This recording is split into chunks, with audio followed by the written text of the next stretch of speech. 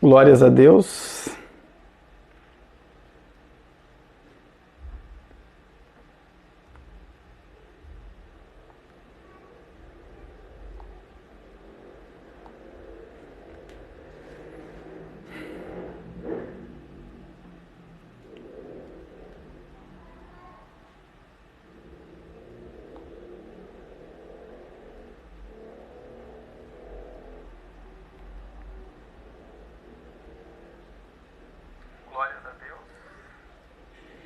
Amém, amados. Paz do Senhor para todos grandemente. Louvado seja o Senhor Jesus por tudo e todas as coisas. Deus é maravilhoso, né? Tem trabalhado em nossas vidas. Esse momento de pausa aí, em silêncio, que eu fiquei em silêncio, foi porque eu estava vendo se está saindo áudio, né? Então eu entrei lá no Face da igreja, lá na transmissão que está sendo efetuada por um outro aparelho, só para ver se o áudio está ok, né? Paz do Senhor para todos, em nome de Jesus. Estamos mais uma vez iniciando mais um momento de ensino da Palavra do Senhor. Todas as sextas, a partir das 18h30, nós estamos aqui aprendendo da Palavra de Deus, transmitido sempre no Facebook da nossa igreja, Igreja da Multiforme Graça de Deus. E estamos trabalhando com um tema escatológico, né? Estamos em uma maratona apocalíptica.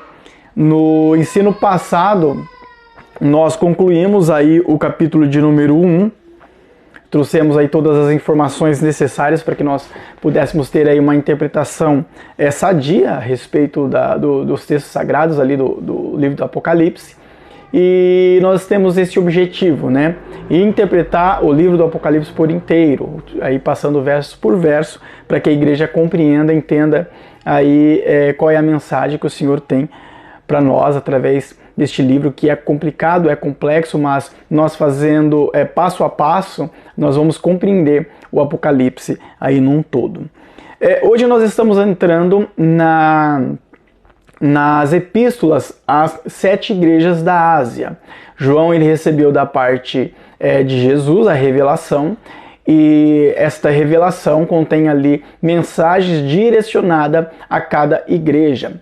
O livro do Apocalipse, que nós conhecemos, ele foi por inteiro levado a cada igreja da Ásia, e cada igreja da Ásia teve conhecimento daquilo que havia sido escrito. Mas cada mensagem específica para cada igreja se tornou algo para que eles viessem a ouvir e aplicar, né, na sua vida, ali no seu dia a dia, tá? Então o livro inteiro foi para todas essas igrejas, mas cada igreja ali adotou aquilo que estava escrito em cada epístola ali dentro do livro do Apocalipse, tá? Vamos lembrar, antes de nós adentrarmos aqui a leitura do texto, que as epístolas às 7 igrejas da Ásia, ali as cartas às 7 igrejas, elas contêm, na verdade, 3 endereços, tá? 3 endereços. Eu disse isso, acho que no ensino passado, mas nós não entramos nisso. As epístolas, as cartas às 7 igrejas da Ásia tem 3 endereços. Cada carta tem 3 endereços. O primeiro endereço que todas elas têm, e isso nenhum escatológico discorda, é o endereço a cada igreja respectivamente. Ou seja, a carta à igreja de Éfeso é de fato para a igreja de Éfeso. A carta à igreja de Esmirna é de fato para a igreja de Esmirna, e assim sucessivamente. Então esse é o primeiro endereço. Todas as cartas têm como primeiro endereço cada igreja respectivamente. Só que todas essas cartas têm um segundo endereço. E o segundo endereço, ele já vem mais de forma profética e interpretativa, teológica e escatologicamente, aí pelos eruditos da escatologia bíblica. Essas epístolas, elas não tinham somente o endereço para cada igreja, como eu mencionei, mas elas também tinham um endereço para a igreja de Cristo em cada época ali da sua história. Por exemplo, a epístola aos Éfesos, a igreja de Éfeso, esta carta ela teve um endereço à igreja de Éfeso, mas ela também serviu para a igreja do Senhor, no sentido geral, no primeiro século. tá? A carta à igreja de Esmirna, obviamente foi endereçada à igreja de Esmirna, mas ela também serviu de carta para a igreja do Senhor, no sentido geral, ali do segundo século até o terceiro século, e assim em diante, tá? Então, a carta foi endereçada, ela é endereçada para a igreja do Senhor, no sentido geral, para cada época da história da igreja, tá ok? Este seria o segundo endereço.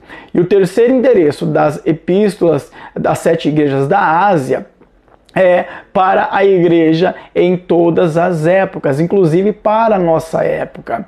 Note que os textos dessas cartas, né, eles são atemporais. Eles não se aplicam necessariamente e exclusivamente somente às igrejas do passado, mas todos esses textos também podem se aplicar à igreja nos dias de hoje. Tá? Então este seria o terceiro endereço destas epístolas, destas 7 cartas às 7 igrejas da Ásia. Bom, dito isto como introdução, vamos entrar na leitura do texto. Vamos ler Apocalipse capítulo 2, verso de número 1 ao verso de número 7. Nós estamos entrando então agora na carta à igreja de Éfeso, tá? Escreve ao anjo da igreja de Éfeso: isto diz aquele que tem na sua destra as 7 estrelas, que anda no meio dos 7 castiçais de ouro. Conheço as tuas obras, o teu trabalho e a tua paciência, e que não podes sofrer os maus, e puseste à prova os que dizem ser apóstolos e o não são, e tu o achastes mentirosos, e sofrestes e tens paciência, e trabalhaste pelo meu nome, não te cansaste. Tenho, porém, contra ti, que deixaste o teu primeiro amor. Lembra-te, pois, de onde caíste, e arrepende-te, e pratica as primeiras obras, quando não brevemente a te virei, e tirarei do seu lugar o seu castiçal, se não te arrependeres. Tens, porém, isto, que odeias as obras dos nicolaítas, as quais eu também odeio. Quem tem ouvidos, ouça que o Espírito diz às igrejas: ao que vencer, dar-lhe-ei a comer da árvore da vida que está no meio do paraíso de Deus. Apocalipse capítulo 2, verso de número 1 e o verso de número 7. O verso de número 1 inicia então dessa maneira: escreve ao anjo da igreja de Éfeso. Isso diz aquele que tem na sua destra as 7 estrelas, que anda no meio dos 7 castiçais de ouro. Nós já falamos sobre isso anteriormente, né? As 7 estrelas são os 7 anjos, né? Cada anjo de cada igreja, ou seja, 7 pastores, cada pastor, né, de cada igreja. E os 7 castiçais são as 7 igrejas. E quando o texto diz aquele que anda no meio dos 7 castiçais, que tem na sua destra as 7 estrelas, está falando do próprio Jesus, como nós já vimos anteriormente, tá ok? Então aqui é uma referência ao próprio Cristo. O texto ainda diz, na sua destra, ou seja, na sua mão direita, dependendo da tradução, né? Agora, por que na sua mão direita? Por que não na mão esquerda? Que nós temos que entender, eu vou repetir isso ao longo de todos os ensinos, provavelmente até o final. Vamos entender uma coisa, eu já disse, vou repetir de novo, é mania de professor, né? Eu dei aula de escola bíblica durante muitos e muitos anos, então é mania de professor, repetir as mesmas coisas, né? Vamos lembrar de uma coisa, então. O livro do Apocalipse, ele foi escrito dentro de um contexto cultural, para um povo que não somos nós, tá? Então foi escrito para o povo da época de João, dentro do contexto cultural deles. Então se nós quisermos entender o livro do Apocalipse e interpretá-lo, nós temos que adentrar a cultura deles, da época deles, para que nós possamos compreender aquilo que está escrito, tá? Então lembre-se, foi escrito para um povo, para uma cultura, para uma determinada época. Nós somos um povo diferente, uma cultura diferente, uma época diferente. Nós não vamos entender se nós não irmos para a cultura deles, para aquela época. E nós podemos fazer isso através aí de estudos mesmos, né? E nós podemos chegar aí ao conhecimento do que ocorria na época em relação a cada passagem aqui, ok? Bom, aqui fala que ele tem na sua destra a mão direita. Por que na mão direita? Por que ele não tem na mão esquerda, né? Que na verdade a mão direita no contexto judaico, ela simbolizava algo positivo, né? Então, enquanto a mão esquerda ela estava associada à infidelidade, a desprezo e a fracasso, a mão direita ela sempre retratava algo como vitória, felicidade, algo como bênção, como honradez. Então isso faz parte da cultura do povo da época. Então no povo da época eles tinham esse tipo de raciocínio, esse tipo de entendimento. Então você vai ver na Bíblia Sagrada, por exemplo, sempre falando da mão direita de Deus. Você nunca vai ver falando da mão esquerda de Deus. Né? Onde está o cordeiro assentado? À destra de Deus. Você nunca vai vir falando que ele está sentado à esquerda de Deus. Tá? Por quê? Porque isso daí faz parte de um contexto deles. A Bíblia foi escrita dentro do contexto deles. Tá? Para nós, tanto faz como tanto fez. Mão direita e esquerda para a gente não tem nada a ver. Mas para o povo da época era diferente. Direita quer dizer bênção, quer dizer honradez, vitória. Esquerda quer dizer infidelidade, quer dizer desonra, enfim. Então tinha digamos assim, uma conotação negativa para eles. Tanto é que os beduínos, por exemplo, que são as pessoas que moram no deserto, eles evitam se alimentar com pessoas que têm apenas a mão esquerda, por exemplo. Porque até uma forma de punição que existia ali entre eles era punir aquele que roubava cortando sua mão direita. Porque dentro da cultura deles, para se alimentar, eles utilizam a mão direita. E eles não comem com talheres como nós comemos, né? Eles comem diretamente com a mão no prato mesmo, né? Você lembra de Jesus quando fala, né, aquele que mete a mão comigo no prato e tal? Por causa disso, é natural, eles comiam com a mão mesmo, colocavam a mão no alimento dentro do prato e levavam à boca, né? E ali, os beduínos, por exemplo, ali, se você praticasse, né, algum roubo ali, alguma coisa, e cortava a mão direita. Por quê? Porque a mão direita era aquela que eles utilizavam para comer, e a mão esquerda é que utilizava para se limpar. Então alguém que não tivesse a mão direita, ele teria que comer com a mesma mão que ele se limpa, né? Que ele pratica ali a sua higiene. Ou seja, ninguém ia querer se alimentar com uma pessoa dessa, né? Comer no mesmo prato. Né? Então, note que tem um ponto bem forte em relação a essa questão da mão direita e mão esquerda. Né? Lembrando que quando a Bíblia usa, né, a destra de Deus, a mão direita de Deus, isso dentro da teologia é conhecido como antropomorfismo, que seria pegar características físicas do homem e aplicá-las a Deus, para que nós possamos entender aquilo que a Bíblia está falando a respeito do próprio Deus, ok? Bom, vamos lá. Ainda o verso ele diz assim: conheço as tuas obras, né? O verso já de número 2, falando ainda da igreja de Éfeso, não é lógico? Conheço as tuas obras e o teu trabalho e a tua paciência, que não podes sofrer os maus, e puseste à prova os que dizem ser apóstolos e o não são, e tu os achastes mentirosos. Então o próprio Jesus está dizendo: eu conheço tudo sobre vocês. Eu sei que vocês fizeram, eu sei como que vocês se comportaram. E aqui o texto ainda diz que eles, deixa eu achar o texto aqui, e que não pode sofrer os maus. O que significa isso? Não pode sofrer os maus.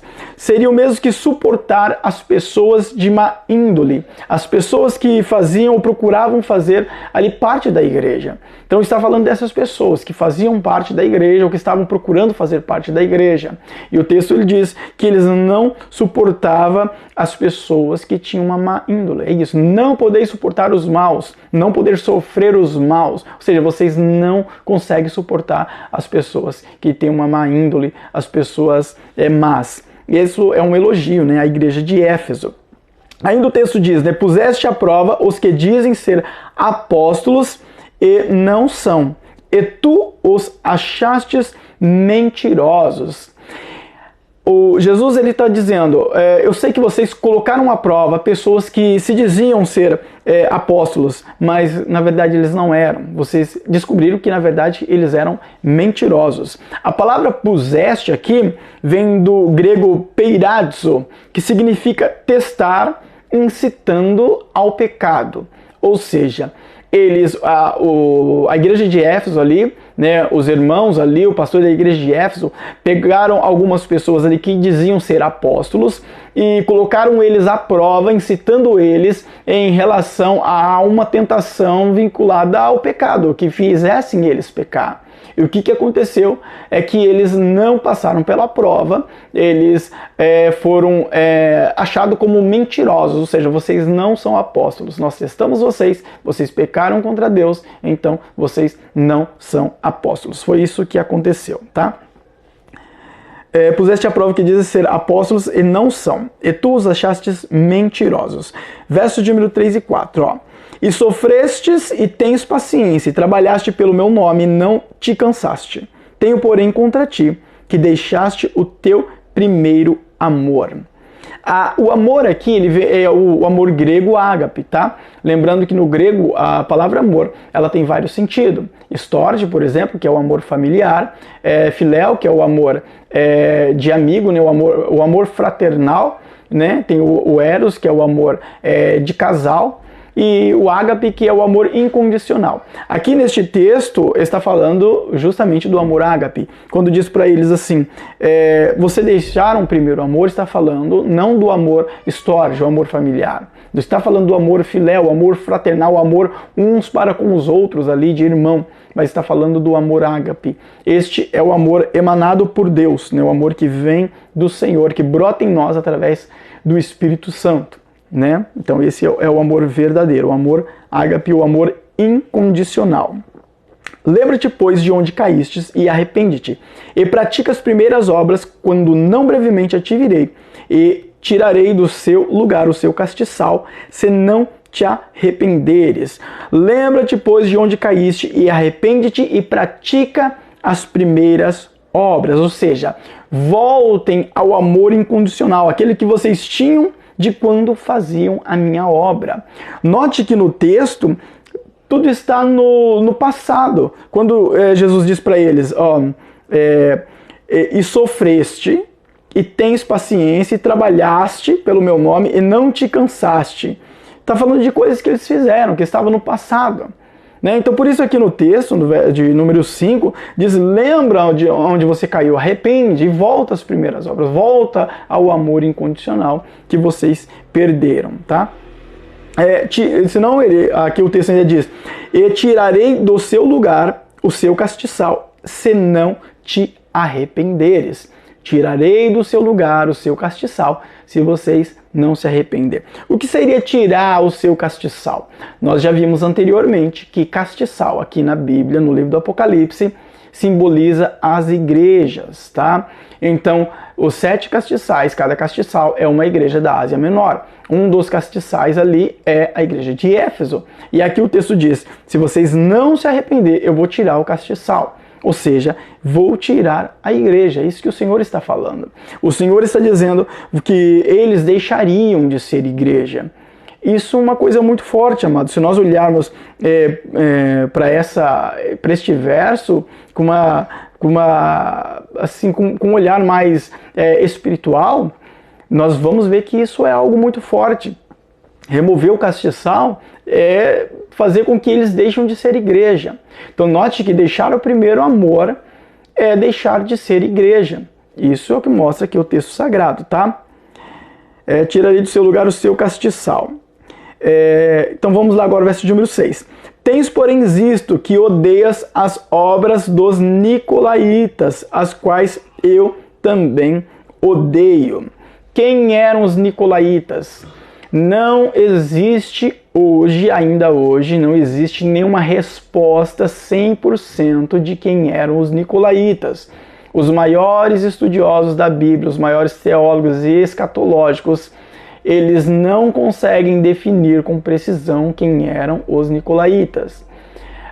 A maior parte, né, cresce, né, com maior força que os nicolaítas eram membros, seguidores de um homem chamado Nicolau, que tinha a ideia de que o corpo ele não fazia parte do ambiente espiritual, né? Não precisava considerar o corpo em relação a alguma coisa espiritual, que o pecado estava na alma. Então, com o corpo, podia se fazer o que quisesse, que não era pecado. E este Nicolau, ele promoveu práticas religiosas vinculadas à imoralidade sexual. Então é isso que se crê, é isso que se entende, tá? Mas não tem como falar com precisão. O fato aqui é que, de fato, essas pessoas que seguiam, né, os ensinos de Nicolau, que eram chamados aqui de nicolaítas, estavam contra a vontade de Deus. Por isso o próprio Senhor Jesus disse, eu também odeio. E está falando da igreja de Éfeso, que também odiava, que reprovava as obras dos nicolaítas. Então note que este também é mais um elogio à igreja de Éfeso. Assim como vocês odeiam, eu também odeio, e está tudo certo. É isso que o Senhor está falando, tá bom? Quem tem ouvidos, ouça, verso número 7. Ouça o que o Espírito diz às igrejas. Ao que vencer, dar-lhes-ei a comer da árvore da vida, que está no meio do paraíso de Deus. Por que essa expressão, quem tem ouvidos, ouça? Por que essa expressão? Imagina uma palestra, por exemplo, aí o palestrante está ali ensinando e tal, e de repente ele fala, prestem muita atenção no que eu vou dizer agora. Espera aí, as pessoas não estavam já ouvindo e prestando atenção no que ele estava dizendo? Provavelmente sim. Mas quando ele diz isso, ele está querendo dizer, a partir de agora eu vou falar uma coisa que é de extrema importância. Então, mais atenção aqui para o que eu vou começar a falar. É isso que o palestrante está querendo dizer. Ou seja, preste atenção no que eu vou falar agora. Ou seja, agora vai vir algo de uma importância muito grande e vocês precisam estar atentos. É mais ou menos isso que essa expressão, quem tem ouvidos ouça, funcionava para os tempos ali na época, tá? Era a mesma coisa. Presta atenção no que eu vou falar, é a mesma coisa. Quem tem ouvidos ouça, como eu disse, é na cultura deles, por isso para nós soa estranho, né?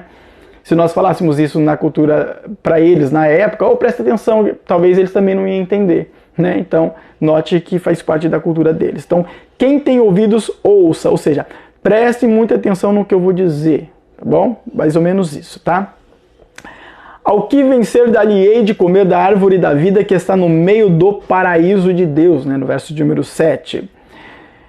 Ao que vencer, dar-lhe-ei de comer da árvore da vida que está no meio do paraíso de Deus. Esse é um contraponto a Gênesis capítulo 3, verso de número 22. O que diz lá? Então disse o Senhor Deus, eis que o homem é como um de nós, sabendo o bem e o mal. Ora, para que não estenda a sua mão e tome também da árvore da vida e coma e vive eternamente. E a Bíblia vai nos dizer que Deus, depois de ter expulsado o homem do jardim do Éden, colocou ali querubins para que guardasse o jardim, uma espada que rodeava ali para proteger a árvore da vida, né? Então o homem não podia mais comer da árvore da vida para que ele não vivesse eternamente. É isso que o texto sagrado diz. Aqui, para a igreja de Éfeso, ele vem com um contraponto em relação ao que aconteceu lá com Adão. Fala, se vocês vencerem, ou seja, quem vencer, vai comer da árvore que eu proibi anteriormente que se comesse. Vocês vão comer da árvore da vida. Então é uma bênção, é a promessa da vida eterna aqui. Aqui nós finalizamos a epístola à igreja de Éfeso, tá? Agora nós vamos começar a epístola à igreja de Esmirna. Amados, deixa eu tomar água aqui porque a garganta não tá legal, né?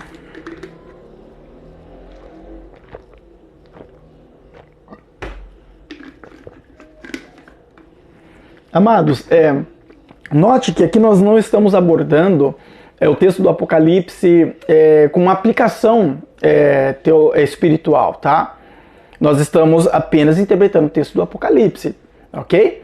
Se nós fôssemos aplicar algo aqui às nossas vidas, nós íamos falar, assim também como a árvore da vida foi preparada para a igreja de Éfeso, não é só para a igreja de Éfeso, é para mim e para você também. Então fique firme nos caminhos do Senhor, o Senhor está vindo, voltando, buscar sua... Então aí seria uma aplicação às nossas vidas. A ideia aqui dessa maratona apocalíptica não é fazer aplicações, porque se nós fizermos isso, vai ficar muito extenso, tá?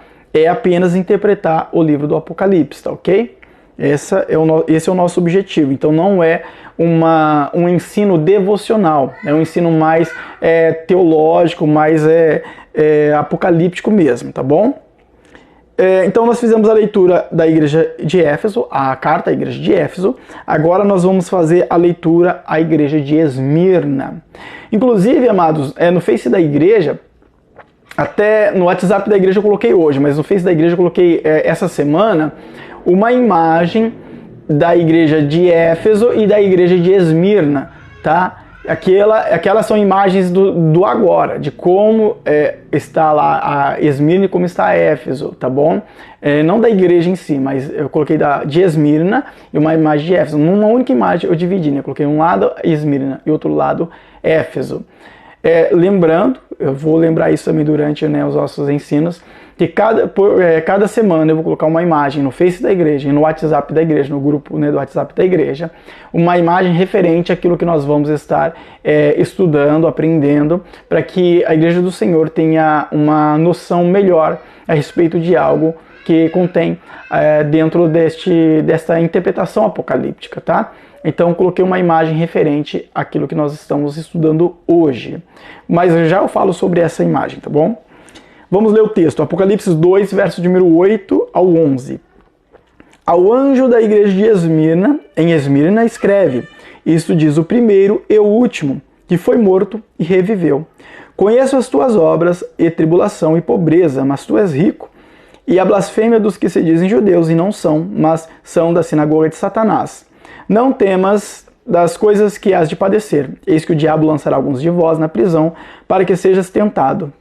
E tereis uma tribulação de 10 dias. Ser fiel até a morte, e dar-te-ei a coroa da vida. Quem tem ouvidos ouça o que o Espírito diz às igrejas. O que vencer não receberá o dano da segunda morte. Então, a igreja de Esmirna recebe esta epístola, esta carta, e na primeira frase, ou no primeiro verso, para nós, o Senhor ele diz: e ao anjo da igreja em Esmirna escreve: isso diz o primeiro ou último, que foi morto e reviveu. Está falando justamente do próprio Cristo. Aqui Jesus ele está se identificando à igreja de Esmirna, dizendo: quem está falando aqui é Jesus. É isso que está acontecendo, tá? Verso de número 9. Conheço as tuas obras de tribulação e pobreza, mas tu és rico. E a blasfêmia dos que se dizem judeus e não são, mas são da sinagoga de Satanás. Conheço as tuas obras e tribulação e pobreza, mas tu és rico. Olha o que diz a primeira parte aqui do verso de número 9. Essa expressão aqui é um contraste com a igreja de Esmirna naqueles tempos, tá? Porque Esmirna, na verdade, era uma cidade muito rica, muito rica. Ali em Esmirna tudo era muito bem feito, muito bem construído.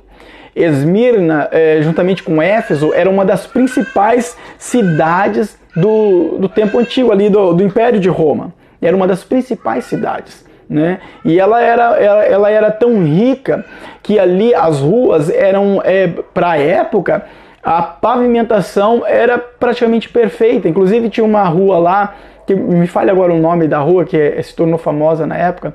Ela era conhecida como Rua de Ouro, por conta da pavimentação que existia ali naquela rua. Era uma rua muito famosa e as construções ali eram belíssimas. Nessa rua, inclusive, tinha 2 templos, né? Tinha um templo ali da patriarca ali da cidade, uma deusa, né, que eles acreditavam como deusa, e tinha também ali o templo eu acho que até anotei aqui, o templo de Zeus, tinha o templo de Zeus e o templo de Cibele. Cibele era conhecida como mãe dos deuses, era como patriarca para eles da cidade. E o templo de Zeus ficava ali justamente naquela rua. Então, as pessoas que passavam por Esmirna via a glória e a beleza que tinha na cidade. Então, quando Jesus ele diz que eles eram pobres, né, que conheça as tuas obras de tribulação e pobreza, Jesus já está fazendo um contraste com a própria Esmirna. Mas como que os cristãos ali eram pobres se eles estavam numa cidade muito rica?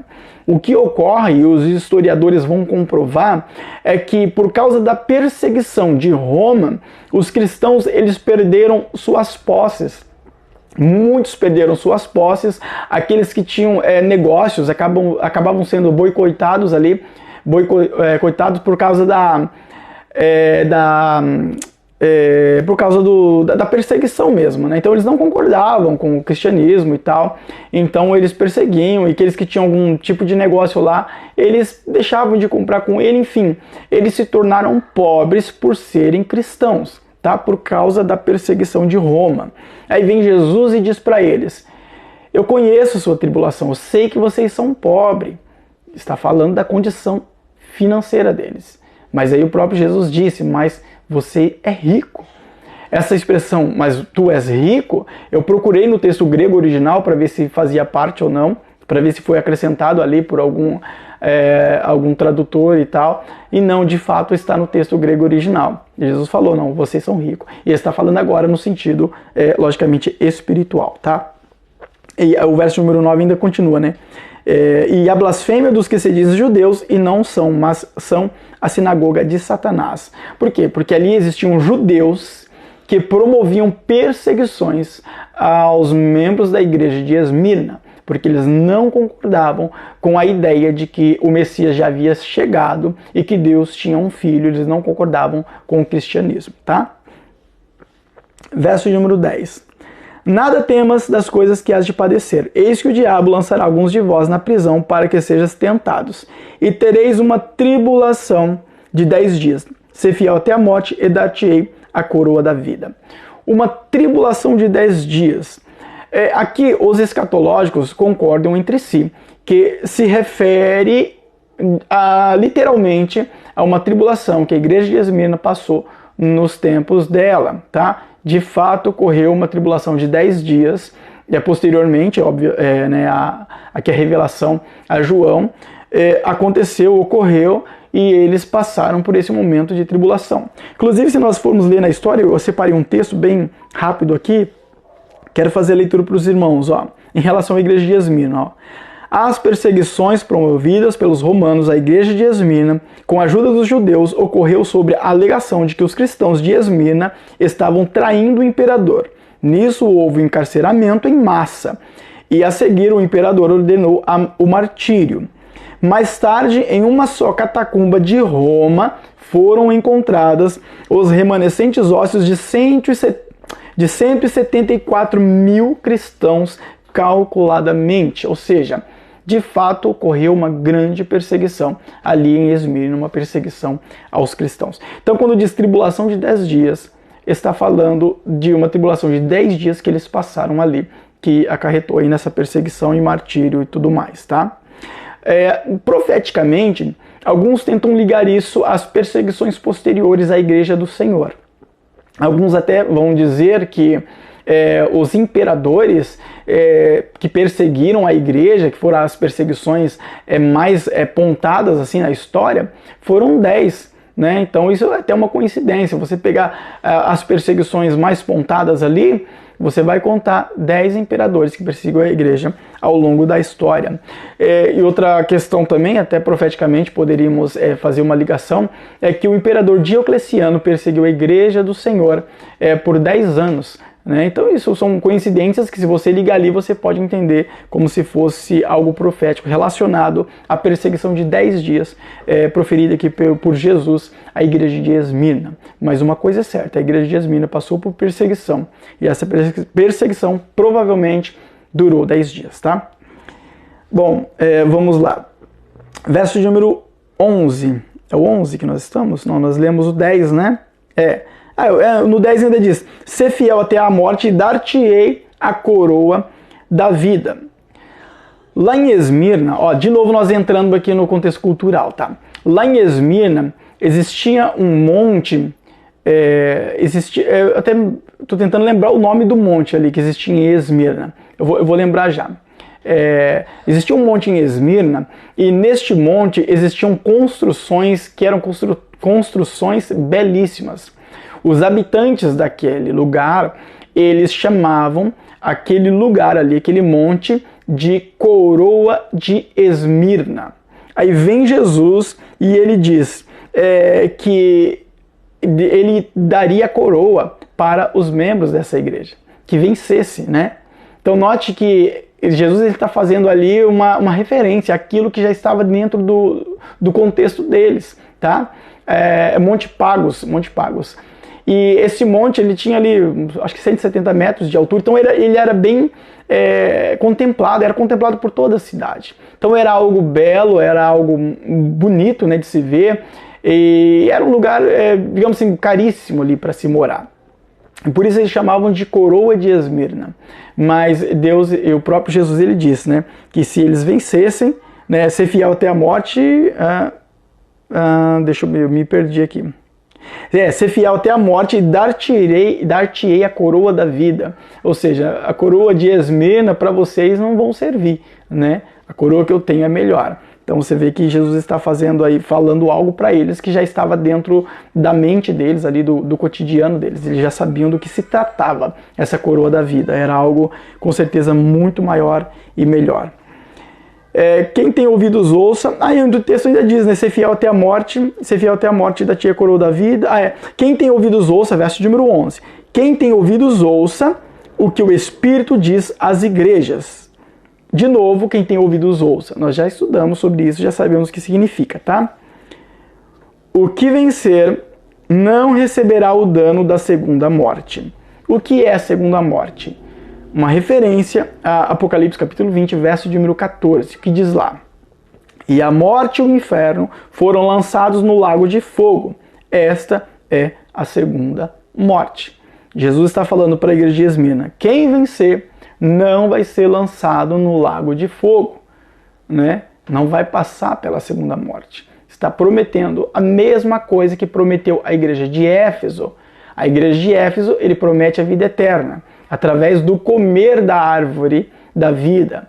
A igreja de Esmirna, ele promete a vida eterna através do não ser jogado no lago de fogo e através da coroa da vida.